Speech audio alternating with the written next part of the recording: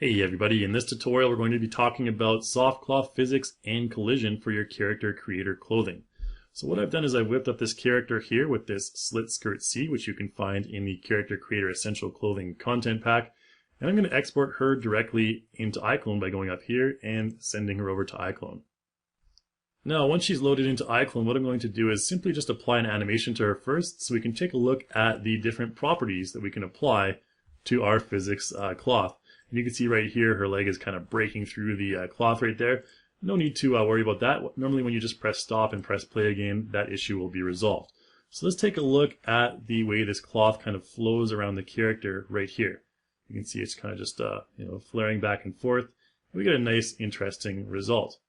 So let's go ahead and take a look at the various properties that we can apply to our character's cloth. So first of all, I'm going to select the skirt. Let's go by going over to the scene tab right here, and under, you should be able to find the slit skirt. There we go. And let's go over right here to the physics properties. And in physics properties, we have a number of different presets, ranging from general to denim. You can see them right here. And below that, we have some more complex looking values under the property heading right here. So let's go ahead and just try changing one of these, changing the skirt to one of these values right here, one of these presets. Let's double click on the satin one. Now notice here that the elasticity and the bending go quite far up. The elasticity is pretty self-explanatory. It's kind of like how stretchy your fabric is. And the bending is basically how soft or how firm it is. A lower bending value will have a firm or more tense material. A higher bending value will have a more flexible or softer bending value. So let's take a look at this. We should have a more flexible and energetic looking dress right here. And you can see we can just, when she flips around, we'll get a nice bouncy, stretchy fabric like that. And it's pretty nice. Looks very natural, flows very nicely. Now what I can do on the opposite end of the spectrum is I can use something like this denim preset, for example. If I double click this denim preset, notice the elasticity and the bending are very low. And if I play back this time, the fabric will be very stiff. And you can see there's a lot of creases in the fabric now. It's very stiff. It's not as flowing, just like a denim fabric normally would be. So it's a very stiff looking fabric. And similar to that would be the leather preset. If we selected leather, it'll be very similar to the denim preset, maybe a little bit more flexible, not as many creases, but in general a fairly similar result. So that's how elasticity and bending can really affect your character.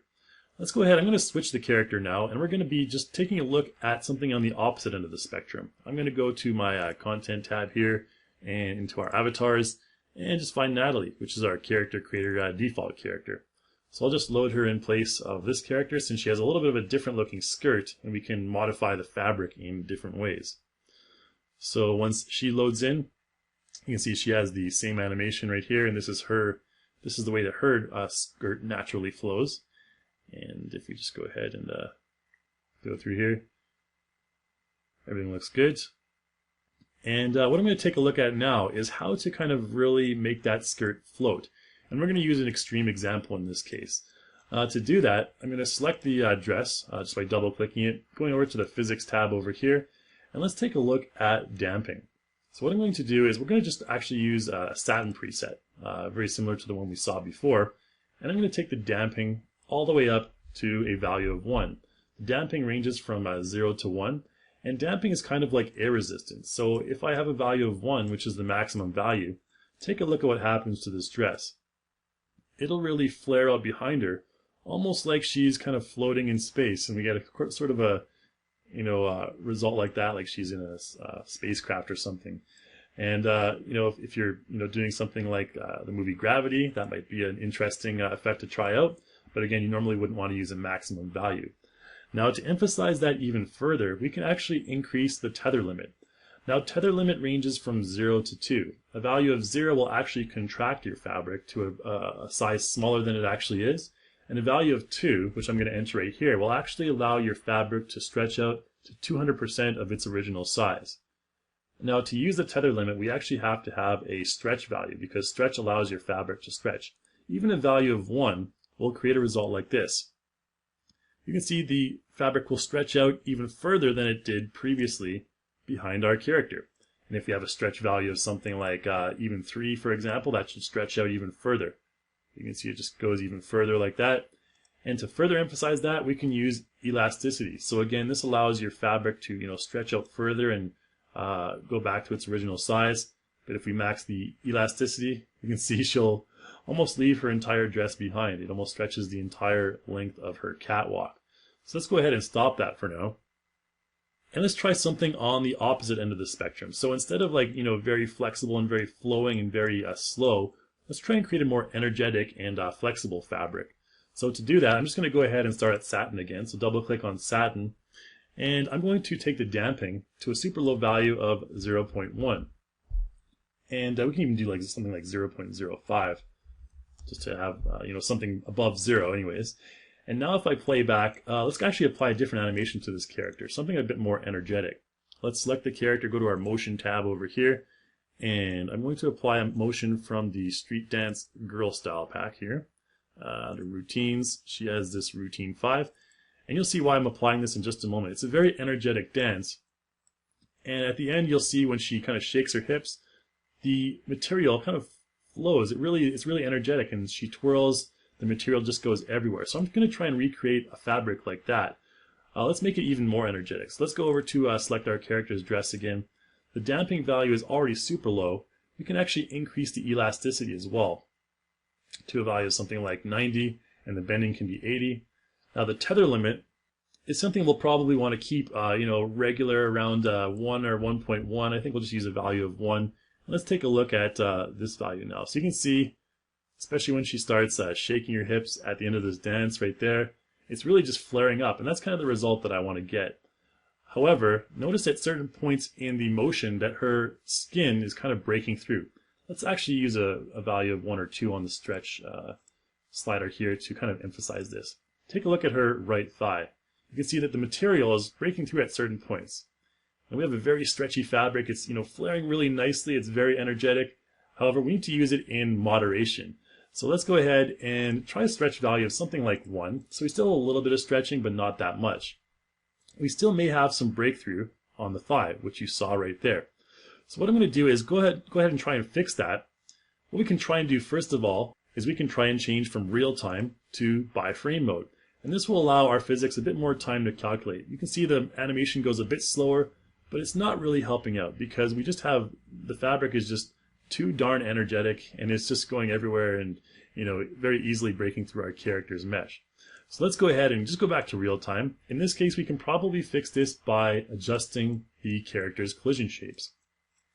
So I'm going to do that. Let's go and make sure we go to the scene tab here. Let's select our character's dress and make the dress invisible so you can see her lower torso. Don't worry, she's okay. She's just missing the inner mesh on her body there. Let's select the character's body and go to the edit tab up here and into collision shapes. Now your character has a whole bunch of collision shapes embedded in its body, which basically prevent soft cloth from breaking through the mesh. So if I select Show Active Shapes, you can see all these geometrical shapes appear that are embedded in our character. If we take our character's material, body opacity down a little bit, let's try and do that. Go to Skin Body up here, Materials, and let's change the opacity down a little bit so we can see those a little bit better. All right, so you can see all the different meshes there. And in the right thigh, which is the one we're looking at right now, we actually have 3 separate shapes. You can see those highlighted in red when I select them. What we can try and do in this case is we can try and simplify these. So too many collision shapes in the same part of the body may cause complications and may cause more calculations than required. So let's go ahead and try and simplify this. I'm going to try and take out this thigh 1 by going down here and deleting the shape. I'm going to take out the thigh 0 and the thigh 1 there, and let's just retain this original thigh right here. However, now we need to reshape this and reposition it. So let's press the R hotkey to make it a little bit larger, and let's use the W hotkey to kind of position it a little bit higher. I'll probably want to take my character's opacity up again here. There we go. So now we can see if it's breaking through the mesh.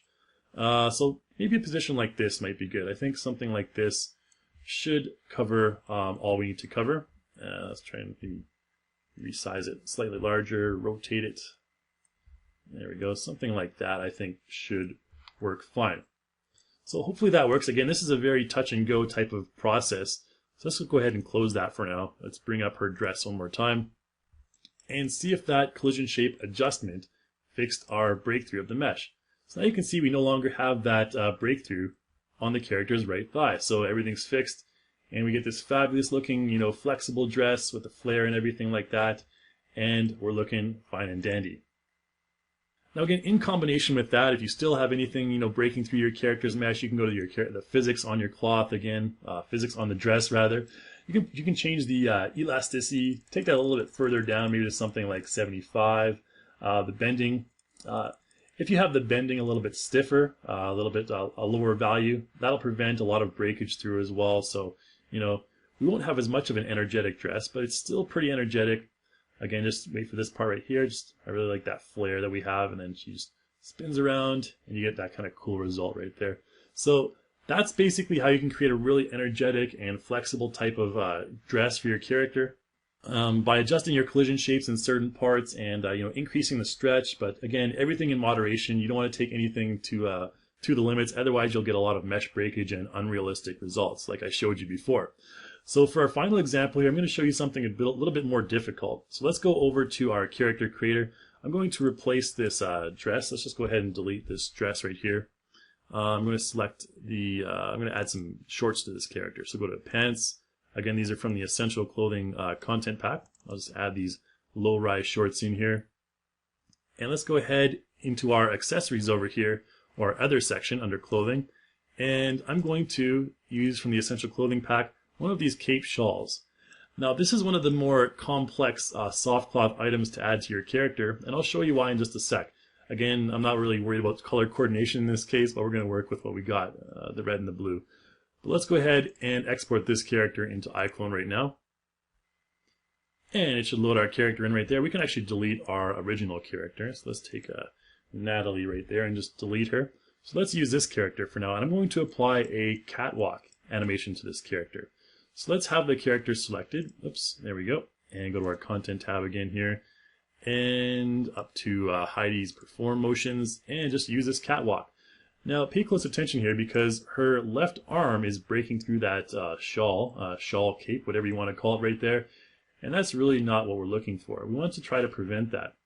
Now in this case, it's a little bit more complicated, because when we press stop on this particular motion, notice the shape of the shawl in this case. If we press play now, we're going to have a weird result like this. No matter how many times we stop and press play again, we're going to have this weird result where it's attached to her body. So the shawl is like embedded within her body, which is really not what we're looking for.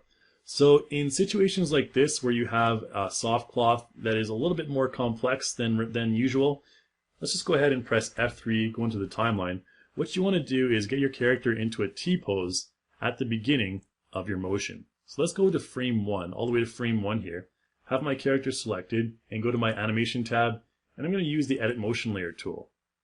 I'm going to select my character's shoulder here, and with mirror on, I'm going to press the E hotkey, and just rotate my character's arms outwards. So now you can see the shawl appears the way it should. However, for our motion, you can see the catwalk motion clip here. She's going to be walking like this, which is really not what we want, unless she's kind of trying to be some sort of weird person on the street. I don't even know. But let's go ahead and fix that. So all we need to do is click and drag our motion clip down to like a few frames later, maybe frame 90 or something like that.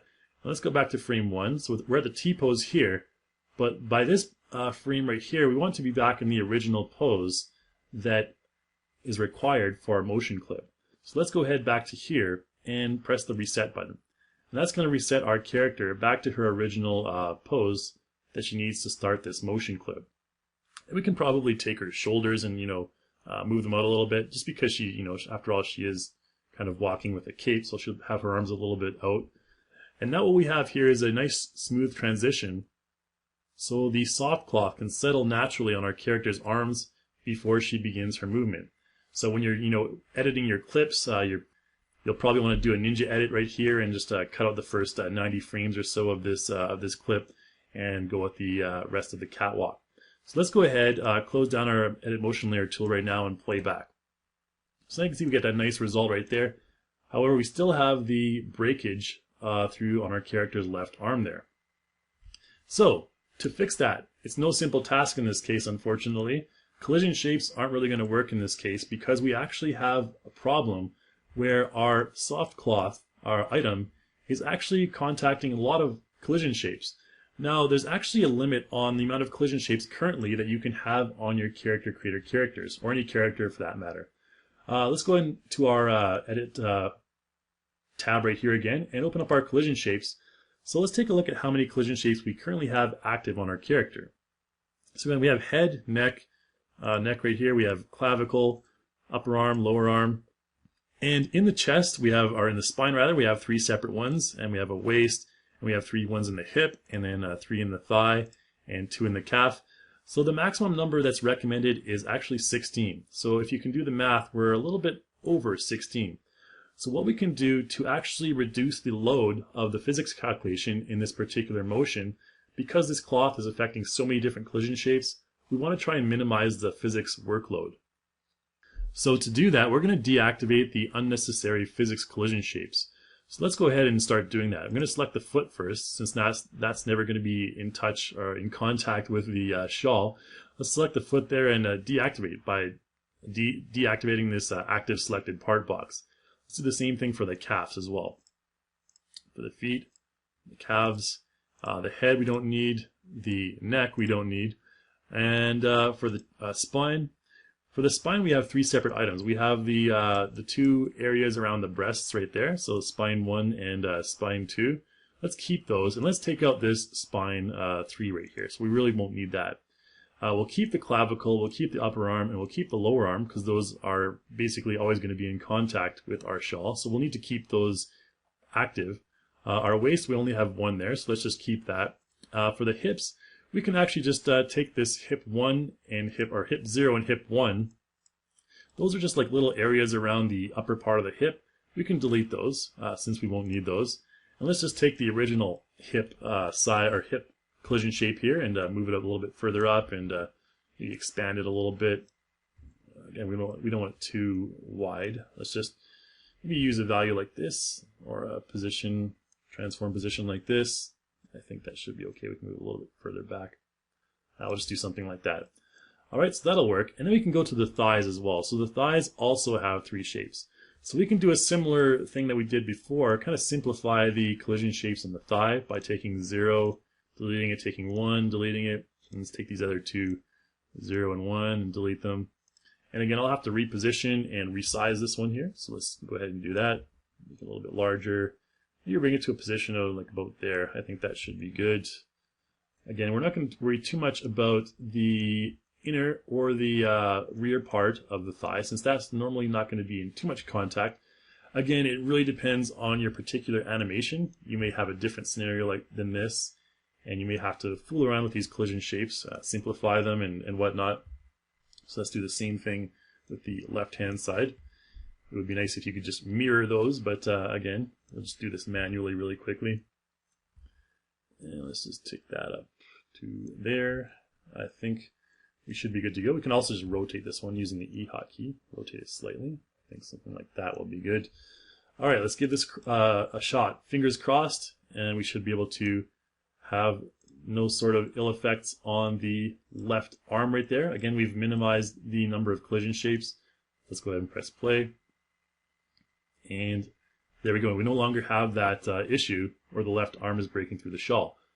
However, we still do have the issue of the hands breaking through, so we can actually add the hands in there as well, separate collision shapes for the hands. So let's do that. Let's go to collision shapes. So now we have, we have 2 for the spine, so 2, 3, 4, 5, 6, 7, 8, 9, 10, 11, 12. So we have room for a few more under the 16 recommended maximum. Let's take the hand right here and, whoops, that's not the hand. Take the hand here and activate selected part. And obviously we need to make this a little bit smaller, so let's use the R hotkey to just lengthen it like that. And we may have the thumb popping out slightly, but that'll be fine. We don't want to make it too large. Okay, I think we should be good to go right there. Again, you can probably be a bit more accurate if you have a bit more time, but let's do the same thing for the right hand then. Activate selected part on the right hand. We'll just stretch this one out and make it a bit larger so our thumb's not popping out too much there. There we go. Something like that should be good. Alright, so let's test this out. Let's go ahead and close that and play back and see if we can get this shawl working properly. Alright, so our left arm looks good. And you can see now the right arm, especially when it comes around right here, it's flipping up that cloth, which is exactly what we want. And then it kind of flips out like that. So that's really the result we want. And if you want even more accurate results, you can go into by frame mode and playback. And obviously it goes a little bit slower because the calculations are taking a little bit longer. But we still have the nice result and flipping that cloth up. I really like that effect, and then flipping it out like that, and so on and so forth. Alright, so that's about it for this tutorial, guys. Again, we learned about the various properties that you can use to modify your physics soft cloth, your character creator clothing, and then we also learned about collision shapes and a couple different things that you can use to modify your collision shapes. I forgot to mention as well that you can actually customize and create your own collision shapes from primitives. So if you go into props, you can go into your props right here, 3D blocks, add a ball or add a capsule or anything like that. And all you need to do is assign physics to that capsule and make sure you assign it as kinematic. And then you need to attach it to a character's body part or attach it to whatever item you need to have physics properties. Alright, so that's about it for this tutorial, guys. Thanks for watching. Again, we learned about how to, the different properties for your physics cloth that you can assign to create a more stiff or a more flexible physics soft cloth, as well as how to use collision shapes, modify them to get the results you want and to avoid a lot of unnecessary mesh breakage through your character's clothing. So again, check out our forums at forum.reallusion.com. If you have any suggestions or comments, please leave them in the comment section below, and I'll see you next time.